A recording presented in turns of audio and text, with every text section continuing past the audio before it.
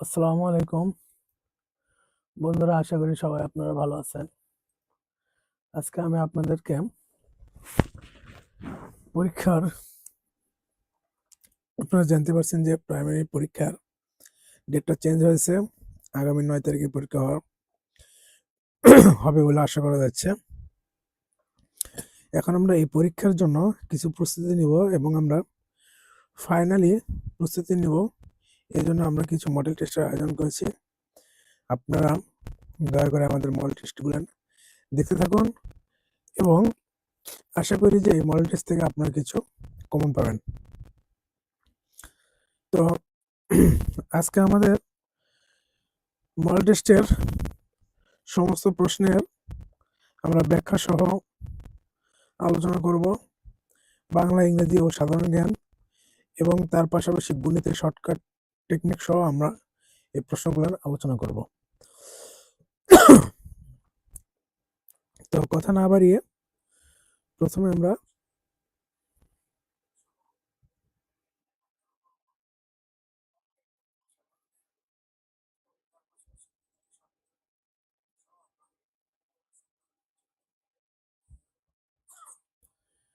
এর জন্য আমি আপনাদেরকে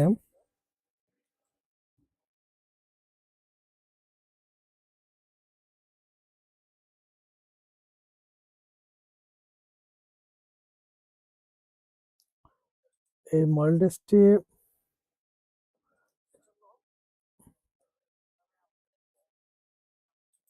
দেখুন এবং আশা করছি যে আপনাদের উপকার হবে। চলুন আমরা প্রথম প্রশ্নের ব্যাখ্যা জেনে নিই। প্রথম প্রশ্ন এখানে বলা হচ্ছে, ইন্দ্রকে জয় করেছে যে, বাক্যটি এক কথায় কি হবে? এটা আমরা ব্যাখ্যা সহই পড়ব। এর সঠিক উত্তর হবে, ইন্দ্রকে জয় করেছে, এটা হবে ইন্দ্রজিৎ। এই ঘ নম্বর অপশন, এটা হবে সঠিক অপশন। তো শুধু আমরা সঠিক অপশনই পড়বো না, এবং এগুলো ইন্দ্রিয়, জিতেন্দ্রিয় বা ইন্দ্রজিৎ, এগুলো কেন হয়, কেন হবে, এগুলো আমরা পড়ব। ওকে,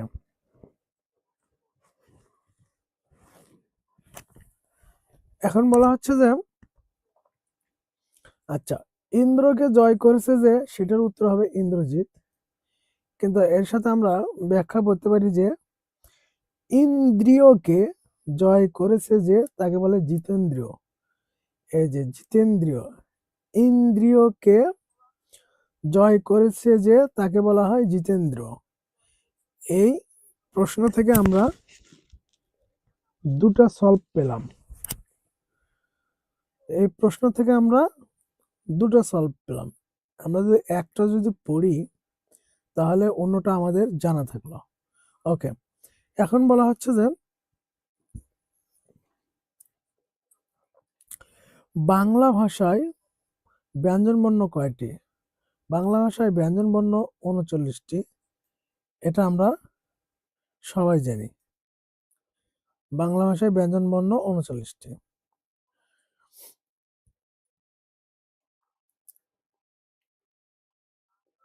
গ নম্বর হচ্ছে, বাংলা সাহিত্যের কোন কবি দুটি দেশের জাতীয় সঙ্গীত রচনা করেন? এটা আমরা জানি, বিশ্বকবি রবীন্দ্রনাথ ঠাকুর দুইটি দেশের জাতীয় সঙ্গীত রচয়িতা মানে রচনা করেছেন। তাহলে অ্যান্সার হবে রবীন্দ্রনাথ ঠাকুর। এর পাশাপাশি আমরা যে অপশনগুলো আছে, এই অপশনগুলোর কিছু আমরা তথ্য জেনে নিতে পারি। যেমন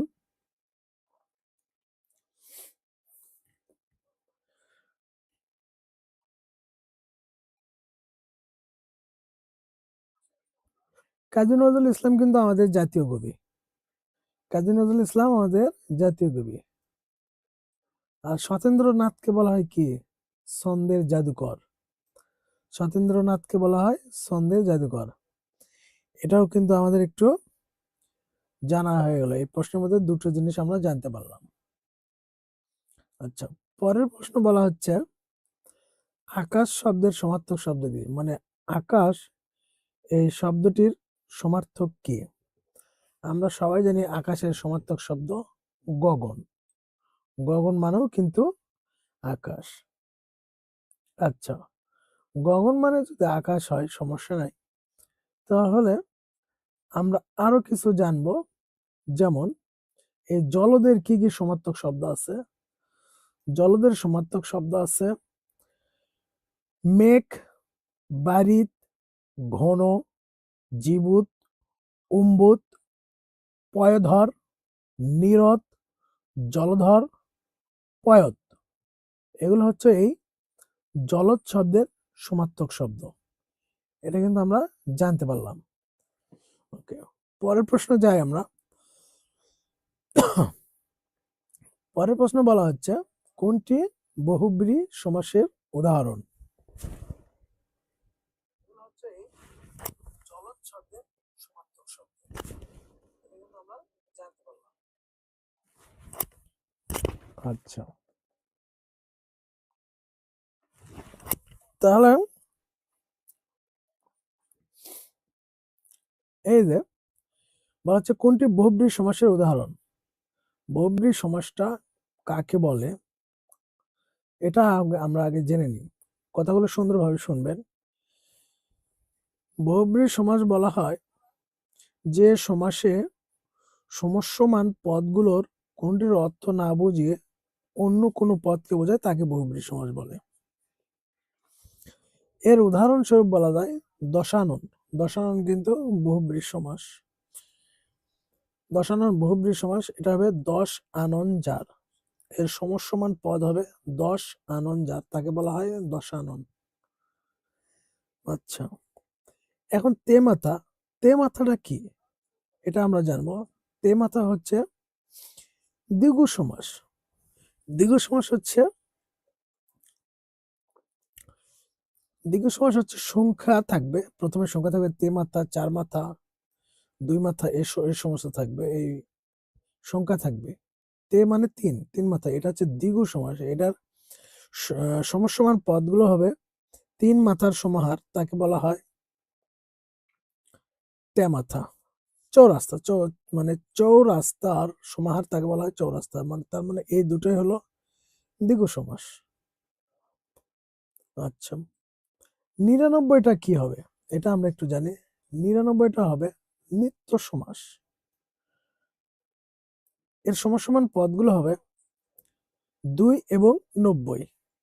এ হলো ৯২। ২ এবং ৯০ এ হলো ৯২। আচ্ছা, আমরা পরের প্রশ্নে যাই। পরের প্রশ্ন বলা হচ্ছে কোনটি পর্তুগিজ শব্দ? পর্তুগিজ শব্দ কোনটি?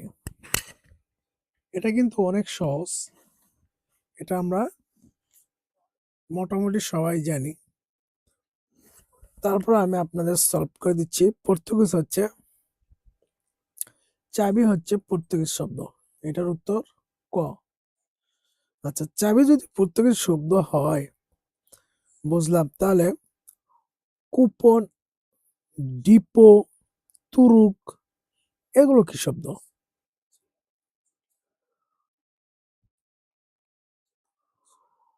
কুপন ও ডিপো এই দুটো শব্দ হচ্ছে ফরাসি শব্দ। কুপন এবং ডিপো এই দুটো শব্দ হচ্ছে ফরাসি শব্দ। আর তুরুক হচ্ছে ওলন্দাজ শব্দ। তুরুক হচ্ছে ওলন্দাজ শব্দ।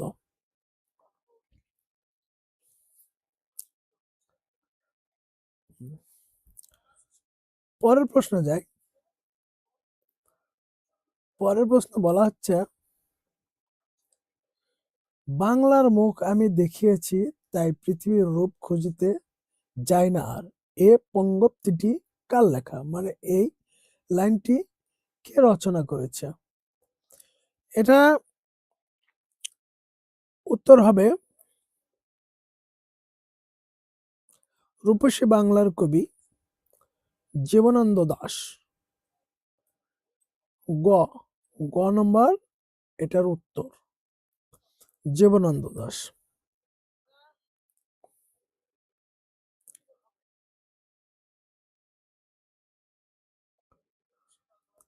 জীবনানন্দ দাশকে বলা হয় রূপসী বাংলার কবি। পরের প্রশ্ন,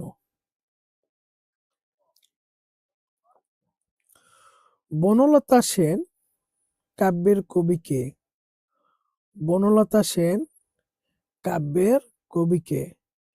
এটাও আমাদের রূপসী বাংলার কবি জীবনানন্দ দাশের কবিতা। তিনি অনেক কাব্যগ্রন্থ লিখেছেন, তার মধ্যে রয়েছে ঝরা পালক, মানে জীবনানন্দ দাশের কাব্যগুলোর মধ্যে রয়েছে ঝরা পালক, ধূসর, পাণ্ডুলিপি, মহাপৃথিবী, সাত তারার তিমির, রূপসী বাংলা, বেলা অবেলা কালবেলা। এগুলো হচ্ছে আমাদের জীবনানন্দ দাশের, রূপসী বাংলার কবি জীবনানন্দ দাশের কাব্যগ্রন্থ। পরের প্রশ্ন, মাইকেল মধুসূদন দত্তের মেঘনাদ বধ কাব্য কি ধরনের রচনা? এটা আমরা সবাই জানি, বলার কোনো দরকার হয় না, তারপরে বলে দিচ্ছি মেঘনাদ বধ কাব্য হচ্ছে মহাকাব্য। মেঘনাদ বধ কাব্য হচ্ছে মহাকাব্য, যা বাংলা সাহিত্যের প্রথম মহাকাব্য মাইকেল মধুসূদন দত্ত রচনা করেন।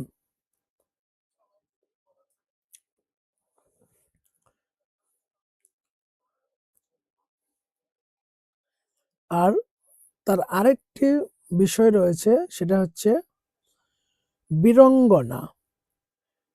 বীরঙ্গনা সেটা হলো মাইকেল মধুসূদন দত্তের প্রথম পত্র কাব্য, প্রথম পত্র কাব্য বীরঙ্গনা, মাইকেল মধুসূদন দত্তের প্রথম পত্র কাব্য। আচ্ছা,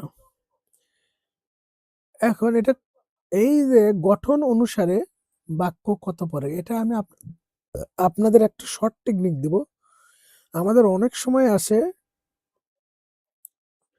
গঠন অনুসারে বাক্য কত প্রকার, আবার আসে শব্দ অনুসারে বাক্য কত প্রকার। এটা আমরা মনে রাখবো। গ বাংলার যে ব্যঞ্জন বর্ণ রয়েছে সেটা কয় নম্বর ব্যঞ্জন বর্ণ? সেটা হলো 3 নম্বর। এই গ দিয়ে আমরা মনে রাখবো যে 3 নাম্বার বর্ণ হচ্ছে গ। এই কারণে আমরা গঠন অনুসারে, আর গঠনের প্রথম অক্ষরটা হচ্ছে গ দিয়ে, এই কারণে বলবো আমরা গঠন অনুসারে বাক্য 3 প্রকার, আর শব্দ অনুসারে বাক্য 5 প্রকার।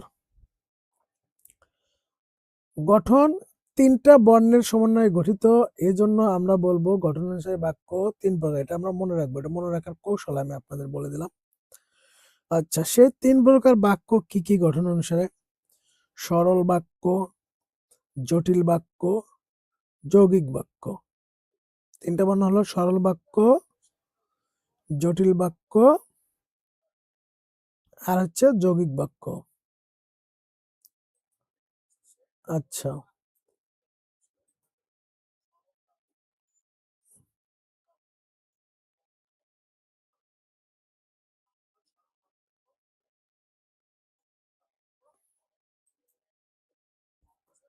পরের প্রশ্ন যাই আমরা। স্বাধীনতা তুমি রবি ঠাকুরের অজর কবিতা, অবিনাশী গান, এই বিখ্যাত কবিতাংশটি কার রচনা? এই বিখ্যাত কবিতাংশটি কার রচনা? এটা কি আমরা জানি? এর উত্তর হবে খ, কবি শামসুর রহমানের রচনা, মানে শামসুর রহমান। রহমান যদি দেওয়া হয় তাহলে কিন্তু অ্যান্সার হবে না, এটা রাহমানই থাকবে, শামসুর রহমান। স্বাধীনতা তুমি রবি ঠাকুরের অজর কবিতা, অবিনাশী গান এই বিখ্যাত কবিতাংশটি কার সৃষ্টি? সেটা হচ্ছে কবি শামসুর রহমানের সৃষ্টি।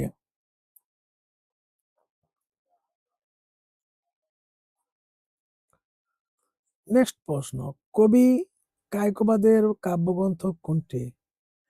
কবি কায়কোবাদের কাব্যগ্রন্থ আমরা জানি মহাশাসন মহাকাব্য। কবি কায়কোবাদের মহাকাব্য হচ্ছে মহাশাসন। আচ্ছা, এখন আমরা আরো কিছু জানবো, সেটা হলো যে এই অশ্রুমালা কোন ধরনের রচনা? অশ্রুমালা হচ্ছে গীতিকাব্য। অশ্রুমালা হচ্ছে গীতিকাব্য। আচ্ছা,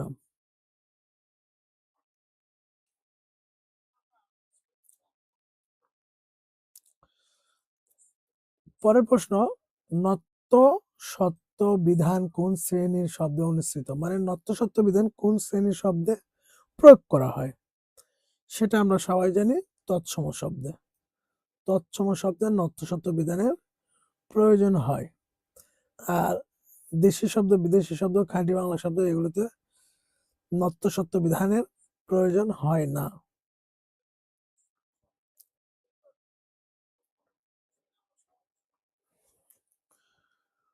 পদ্মা নদীর মাঝি কার উপন্যাস?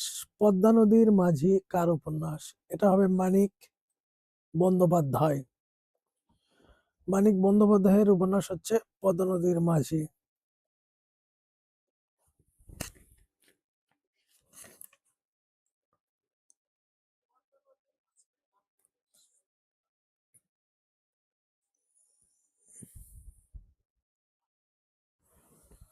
পরের প্রশ্ন, ভাষা আন্দোলনের উপর রচিত মনির চৌধুরীর নাটক কোনটি? ভাষা আন্দোলনের ওপর মনির চৌধুরীর নাটক কোনটি? আচ্ছা বন্ধুরা, এটা কি আমরা বলতে পারবো না? ভাষা আন্দোলনের উপর রচিত নাটক মনির চৌধুরী কোনটি?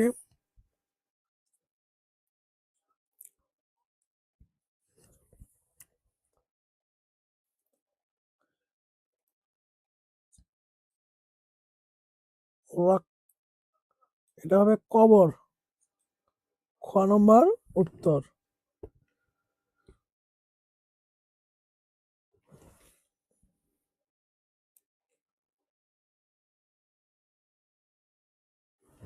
আচ্ছা, আমরা আরো কিছু প্রশ্ন দেখব।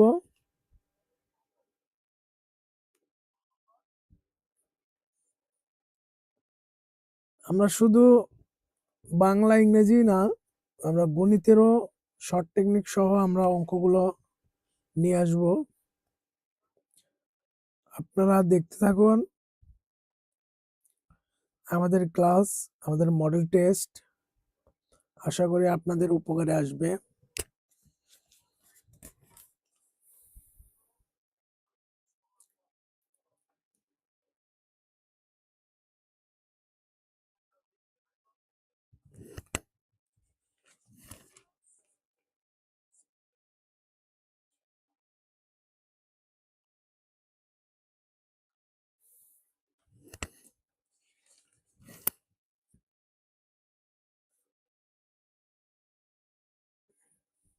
আচ্ছা, আমরা পরের প্রশ্ন যাই, সেটা হচ্ছে বাংলা ভাষার ব্যবহৃত মৌলিক স্বরধ্বনি কয়টি? বাংলা ভাষায় ব্যবহৃত মৌলিক স্বরধ্বনি কয়টি?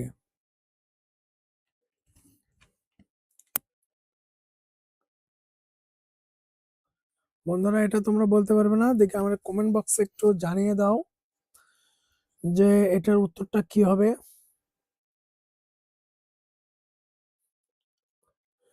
এটা আমি তোমাদের জন্য একটা প্রশ্ন রাখলাম।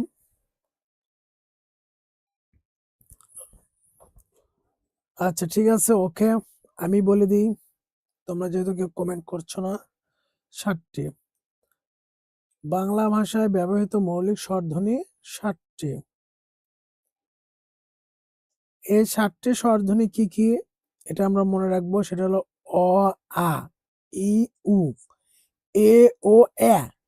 এ হলো 60টি স্বরধ্বনি। আরো যে সংখ্যা আছে 11, 10, 12, এটা আমরা কিছু জানি।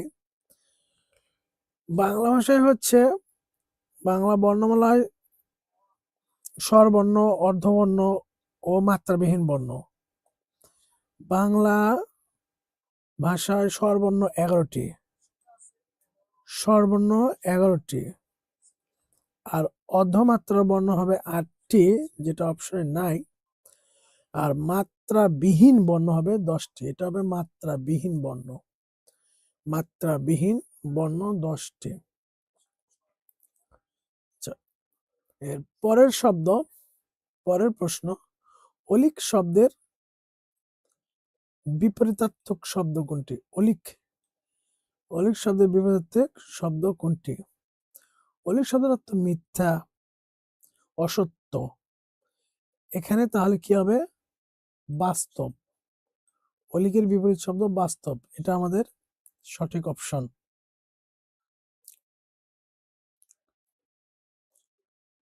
পরের প্রশ্ন দেওয়া আছে, সাধু ও চলিত ভাষার পার্থক্য হয়। সাধু ও চলিত ভাষার পার্থক্য হয় ক্রিয়া পদ ও সর্বনাম পদে। সাধু ও চলিত ভাষার পার্থক্য হয় ক্রিয়াপদ ও সর্বনাম পদে। পর্যন্ত শব্দের সন্ধি বিচ্ছেদ কোনটি? পর্যন্ত শব্দের সন্ধি বিচ্ছেদ কি হবে?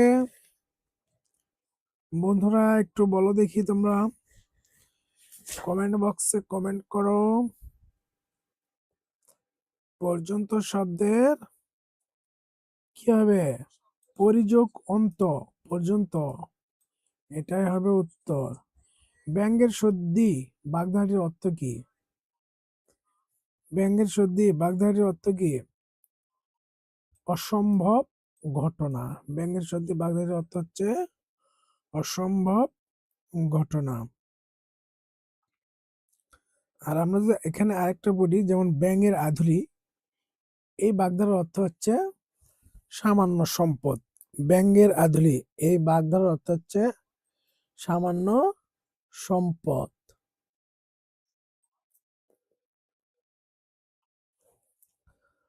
আচ্ছা, এটা আমরা এতক্ষণে বাংলা পড়লাম, এখন আমরা ইংরেজি প্রশ্নের সমাধান করব। আশা করি তোমাদের ভালো লাগবে ইংরেজি প্রশ্নের সমাধান।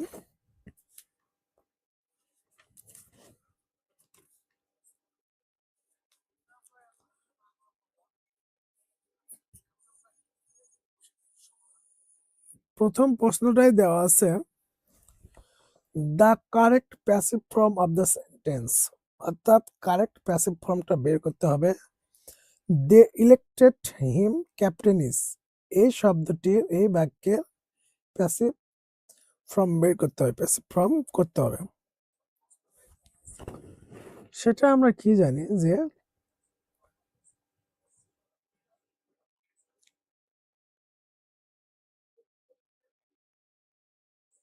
এটা কিন্তু পাস্ট ইনডিফিনিট টেন্স। এই যে ইলেক্টেড, এই ভার্বটা হচ্ছে পাস্ট ইনডিফিনিট টেন্সের। আর অ্যাক্টিভ, অ্যাক্টিভ বাক্যকে প্যাসিভ করার জন্য যখন পাস্ট ইনডিফিনিট টেন্স থাকে, তখন সেটা হয়ে যাবে past perfect tense.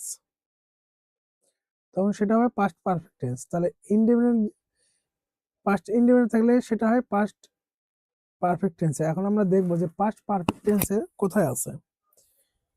Past perfect টেন্সে আছে এই যে B number, he was elected captain by them. এটা আমাদের সঠিক অ্যান্সার। কারণ এই যে, এই যে ভার্বটা, এই ভার্বটা হলো পাস্ট পারফেক্ট টেন্সের ভার্ব।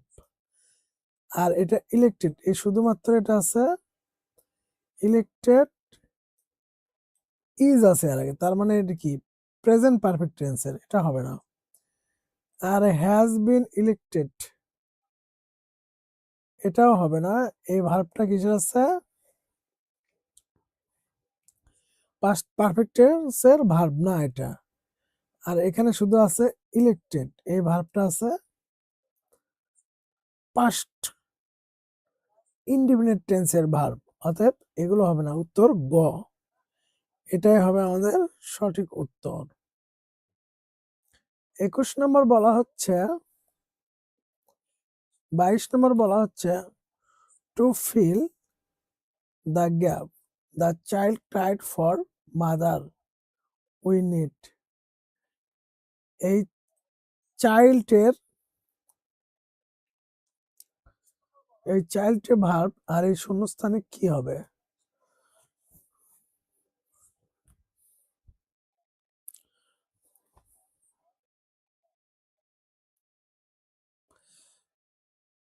এই শূন্যস্থানে এই চাইল্ডের জন্য ইটস হবে, মানে the child cried for its mother we need.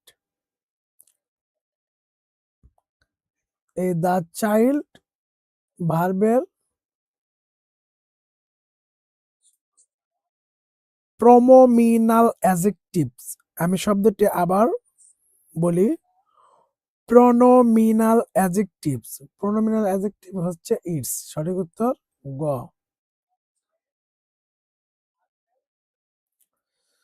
23 নম্বর বলা হচ্ছে fill in the blank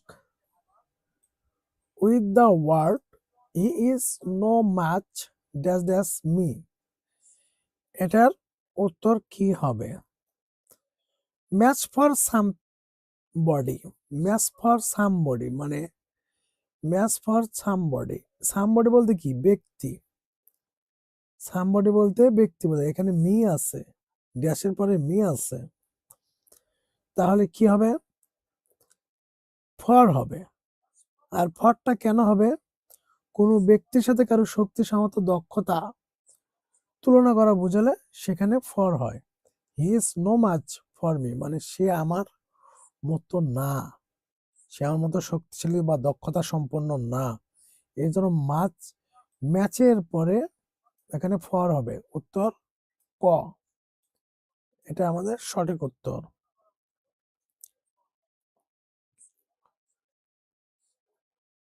পরের অপশন দেখা যাচ্ছে the English translation of the sentence. তিনি আমাকে বিপদে আপদে সাহায্য করেন। তাহলে এই বাক্যটির সঠিক উত্তর কি হবে? এটা আমরা বুঝবো কিভাবে? এটা বোঝা হচ্ছে যে থিক অ্যান্ড থিন, এটা একটা ফ্রেজ।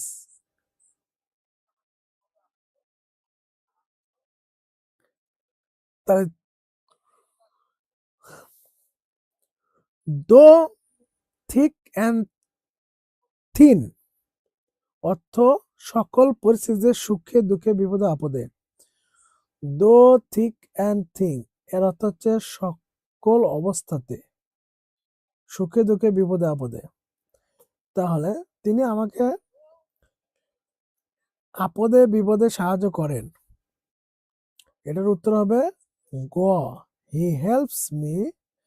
তিনি আমাকে সাহায্য করেন দো থিক অ্যান্ড থিন, বিপদে আপদে সাহায্য সহযোগিতা করেন।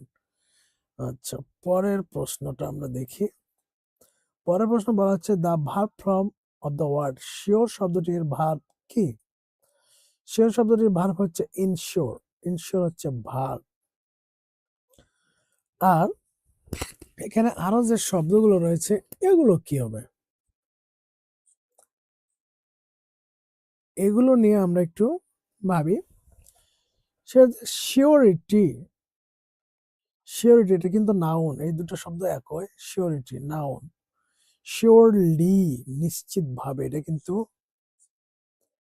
অ্যাডভার্ব। শিওরলি নিশ্চিত ভাবে। আর শিওর কিন্তু অ্যাডজেক্টিভ। ওকে, এটা হচ্ছে অ্যাডজেক্টিভ।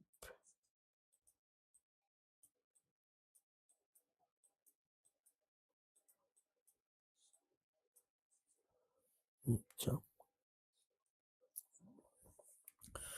পরের প্রশ্ন বলা হচ্ছে one who treats cancer patient is called ARN মানে যিনি ক্যান্সার রোগীর চিকিৎসা করেন তাকে কি বলা হয়? এটা একটা সুন্দর ব্যাখ্যামূলক প্রশ্ন।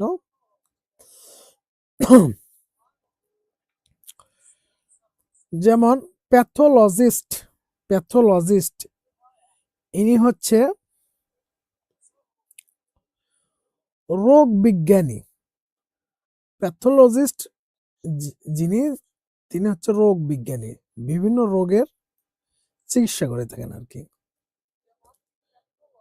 নিউরোলজিস্ট, এই যে নিউরোলজিস্ট আছে, এই নিউরোলজিস্ট হচ্ছে কিডনি বিশেষজ্ঞ,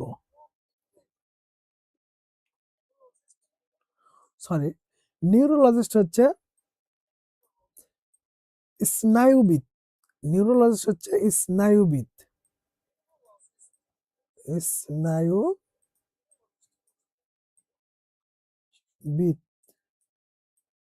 স্নায়ুবিদ। আর নিউরোফলজিস্ট এটা হলো কি, কিডনি রোগী বিশেষজ্ঞ, কিডনি,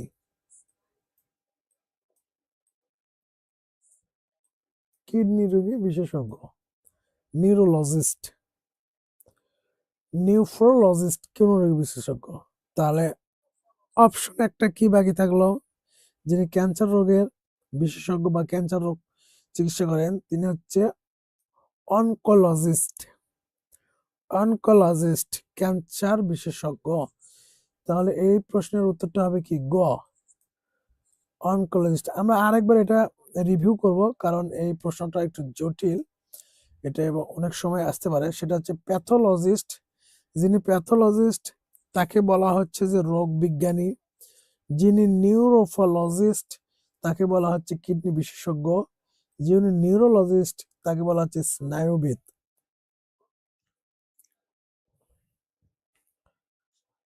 পরের প্রশ্ন,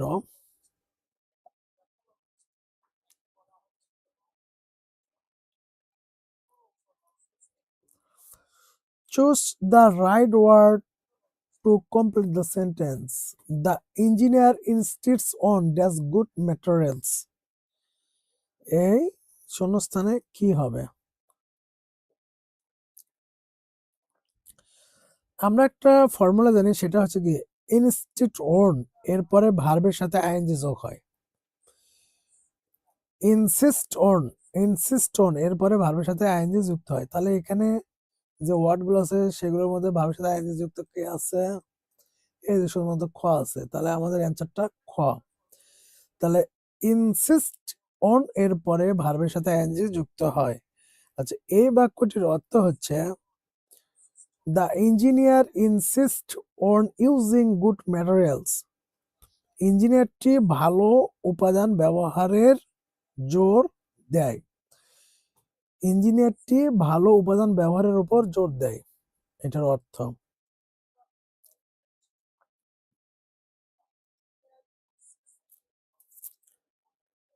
28 নম্বর হচ্ছে to complete the sentence the plane will take dash at 7 PM। এখানে প্লেন বলতে প্ল্যান না, প্ল্যান হচ্ছে পরিকল্পনা, সেটা শুধুমাত্র ইটা বাদ যাবে, তাহলে হবে প্লেন। এটা হচ্ছে পুরো প্লেন, যেটা বলা হয় আমরা আকাশপথে যা চলে, বিমানও বলতে পারি আমরা, যাই হোক। তাহলে এটার অর্থটা হচ্ছে বিমানটি 7টায় ভূমি ত্যাগ করবে। দ্য প্লেন উইল টেক, এখানে যা বসবে অ্যাট 7 PM, এই বাক্যটির অর্থ হবে বিমানটি 7টায় ভূমি ত্যাগ করবে। তাহলে টেক এর সাথে কি নিলে অর্থটি পরিপূর্ণ হবে? সেটা হবে টেক অফ, টেক অফ, এটা আমাদের সঠিক উত্তর। টেক অফ অর্থ হচ্ছে ভূমি ত্যাগ করা বা উড্ডয়ন করা, ভূমি ত্যাগ করা বা উড্ডয়ন করা, এটা সুন্দর হবে। The plane will take off at 7 PM, মানে বিমানটি 7টায় উড্ডয়ন করবে। তাহলে অ্যান্সার আমরা কি পেলাম? অফ, ঘ নম্বর অ্যান্সার। নেক্সট বলা হচ্ছে the past participle of the word seek. Seek এর পাস্ট পার্টিসিপল কি? সিক এর পাস্ট পার্টিসিপল কি? মানে এটা আছে প্রেজেন্ট ফর্ম, পাস্ট ফর্ম,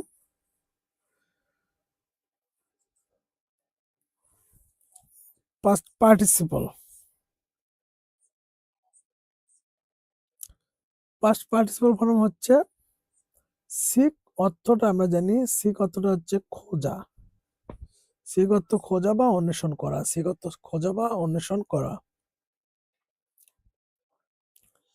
যেমন আমরা বলি না জব সিকার মানে চাকরি অন্বেষণকারী, জব সিকার, এটা আসলে সিক অন্বেষণ করা, এটার পাস্ট পার্টিসিপল হবে শোড। এই যে ঘ নম্বর অ্যান্সার, পাস্ট পার্টিসিপল হবে শোড, ঘ নম্বর অ্যান্সার। এটা আমরা খ নম্বরও দিতে পারি, কারণ এটা দুটো অপশন একই।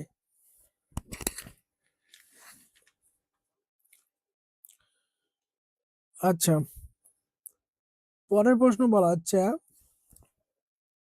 Find out the correct sentence, মানে সঠিক বাক্য খুঁজে বের করতে হবে। এটা হবে কি, এই যে এটার একটা সুন্দর একটা টেকনিক আছে, ইঙ্ক। ইঙ্ক মানে কি, কালি। আমরা কি কালি দ্বারা লিখি, আমরা কালি দিয়ে লিখি, এই ইঙ্ক, ইঙ্কের আগে একটা ইন হবে, মানে ইঙ্ক উচ্চারণ আসার আগে তার একটা ইন হবে। এটা যদি আমরা মনে রাখতে পারি তাহলে এই প্রশ্নের উত্তরটা আমরা সহজেই দিতে পারবো। গ নম্বর প্রশ্নের উত্তর, মানে we write ink, ink, we write in ink, we write in ink, এটা আমাদের সঠিক অ্যান্সার, গ।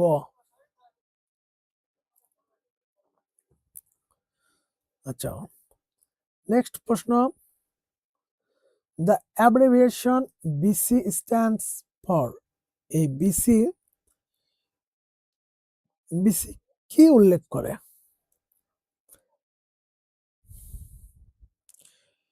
এটা উল্লেখ করে হচ্ছে before Christ, before Christ, answer গ নম্বর, বিফোর ক্রিস্ট, মানে খ্রিস্টানদের দিনপুঞ্জ বা যিশুর খ্রিস্টের জন্মের পূর্বের নির্দিষ্ট সাল নির্দেশ করতে এটা বিসি ব্যবহার করা হয়। বিফোর ক্রিস্ট খ্রিস্টানদের একটা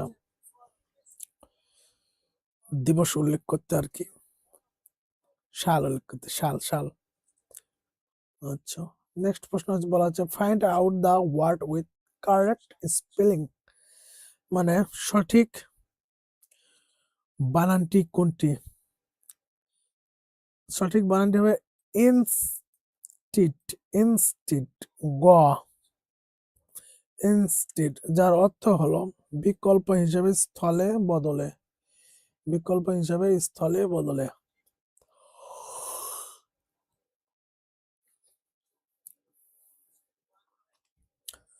পরের প্রশ্ন, choose the right sentence, choose the right sentence. আমরা আপনাদের বিশ্লেষণ সহকারেই পড়াচ্ছি, এটা আপনাদের চাকরির যে পরীক্ষা হবে আশা করি উপকারে আসবে। আচ্ছা, বলা হচ্ছে যে if you run in the rain you may be catch cold, if you run in the rain you may have caught cold, if you run in the rain you will catch cold, if you run in will, if you run in the rain you will be catching cold। আসলে এটা কি হবে, এটা আমাদের একটা বুঝতে হবে যে ফার্স্ট কন্ডিশনাল ইফ ক্লজটি যদি প্রেজেন্ট ইনডিফিনিট টেন্স হয় তাহলে রেজাল্ট ক্লজটি ফিউচার ইনডিফিনিট টেন্স হবে। এটা আমরা কি বললাম আরেকবার বলি, মানে ইফ ক্লজটি যদি প্রেজেন্ট ইনডিফিনিট টেন্স হয় তাহলে রেজাল্ট ক্লজটি, মানে রেজাল্ট ক্লজটি ফিউচার ইনডিফিনিট টেন্স হবে। যেমন তুমি গেলে সে আসবে, এরকম কথাটা। তাহলে এখানে if you run in the rain, মানে যদি তুমি বৃষ্টির মধ্যে দৌড়াও, you may be catch cold, এটা কিন্তু ফিউচার ইনডিফিনিট টেন্সে হচ্ছে না। তার মানে কি, ক হবে না, প্রথমটা কিন্তু প্রেজেন্ট ইনডিফিনিট আছে কিন্তু পরেরটা কিন্তু রেজাল্ট ক্লজটি ফিউচার ইনডিফিনিটে নাই। আবার বলা হচ্ছে যে if you run in the rain you may have caught cold, এটাও ঠিক আছে, ইফ ক্লজটি প্রেজেন্ট ইনডিফিনিটে আছে কিন্তু রেজাল্ট ক্লজটি ফিউচার ইনডিফিনিটে নাই, তাহলে এটাও হবে না। গ নাম্বার হচ্ছে if you run in the rain you will catch cold, এটা কিন্তু ঠিক আছে, এটা কিন্তু সঠিক অপশন। কিভাবে? যেমন প্রেজেন্ট ইনডিফিনিট টেন্স আছে ইফ ক্লোজটি, তাহলে রেজাল্ট ক্লোজটি কি হবে? Future indefinite tense. You will catch cold, যদি তুমি বৃষ্টির মধ্যে দৌড়াও তাহলে তোমার সর্দি লাগবে। এটা কিন্তু ঠিক। অ্যান্সার গ নাম্বার সঠিক। ওকে, আমরা বুঝতে পারলাম তো। পরের প্রশ্নটি, the antonym of the word shabby. Shabby এর অ্যান্টোনিমটা কি? শ্যাবি অর্থ হচ্ছে, আমরা এই সিনোনিম অ্যান্টোনিম পড়ার জন্য আমাদের গুরুত্বপূর্ণ বিষয় হচ্ছে যে শব্দগুলোর অর্থ জানা। শ্যাবি অর্থ হচ্ছে জীর্ণ, ছেঁড়া, পুরাতন, মলিন। তাহলে নিউ অ্যান্টোনিম হচ্ছে বিপরীত শব্দ, তাহলে নিউ, নতুন। এটাই হচ্ছে অ্যান্সার গ। আর অনেস্টি শব্দের অর্থ কি? অনেস্টি শব্দের অর্থ কি? সততা। ওকে। সবার অর্থ হচ্ছে আত্মনিয়ন্ত্রিত, সংযমী বা শান্ত। সবার অর্থ হচ্ছে আত্মনিয়ন্ত্রিত, সংযমী, শান্ত। আর হস্টাইল শব্দের অর্থ হচ্ছে, প্রতিকূল, বৈরী, এইরকম। নেক্সট প্রশ্ন বলা হচ্ছে, which of the following is correct, মানে কোনটি কারেক্ট শব্দটি? The old man was died yesterday. সব শব্দে ইয়েস্টারডে শব্দটি আছে। ইয়েস্টারডে শব্দটি থাকলে আমরা বুঝে নিব যে এই শব্দটি পাস্ট ইনডিফিনিটকে ইন্ডিক করছে, মানে নির্দেশ করছে। পাস্ট ইনডিফিনিটকে নির্দেশ করছে। ইয়েস্টারডে শব্দটি থাকলে আমরা বুঝবো যে বাক্যটি পাস্ট ইনডিফিনিটকে